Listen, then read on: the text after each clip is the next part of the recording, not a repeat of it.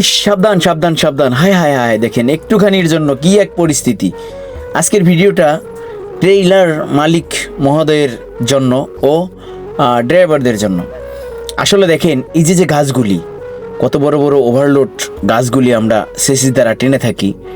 আসলে এই গাছগুলি যখন আনলোড করে সুইচ দিয়ে টেনে বিভিন্ন সোয়া মিলে, তখন গাড়ির কত বড় ক্ষতি হয় একবার কি ভেবে দেখছেন? আসলে যারা সেসিস ভাড়া দেন, পাওয়ার একজনের, সেসিস একজনের, হয়তো সেসিস আলারা জানেন না যে আপনার সেসিস দিয়ে কী টানা হচ্ছে। আবার অনেক ক্ষেত্রে দেখা যায় যে নিজের সেসিস নিজেরই পাওয়ার, দুটেই। ভাই, আপনি কয় টাকা ভাড়া নিছেন? কয় টাকার ভাড়ার কারণে আপনার গাড়িটি কত ক্ষতি হচ্ছে? আপনি এভাবে আনলোড করতে গেলে আপনার গাড়িটি দিন দিন ক্ষতি হয়ে যাওয়ার সম্ভাবনা আছে। অতএব আপনি এখান থেকে বিরত রাখুন।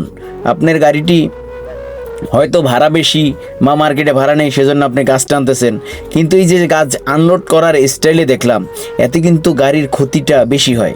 দিন শেষে একটা সময় হিসাব করতে গেলে আপনার যে টাকাটা ইনকাম হয়েছে ওই টাকার চেয়ে কিন্তু খরচা বেশি হয়ে যাবে।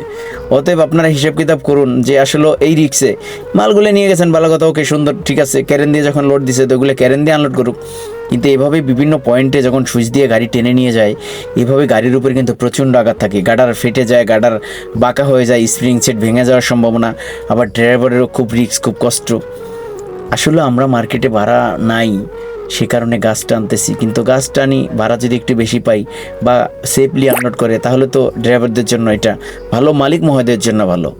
ওকে, সবাই সাবধানতা বজায় রেখেই আপনার গাড়িটি পরিপাটি পরিচালনা করবেন, যেন দিন শেষে আপনার জীবিকা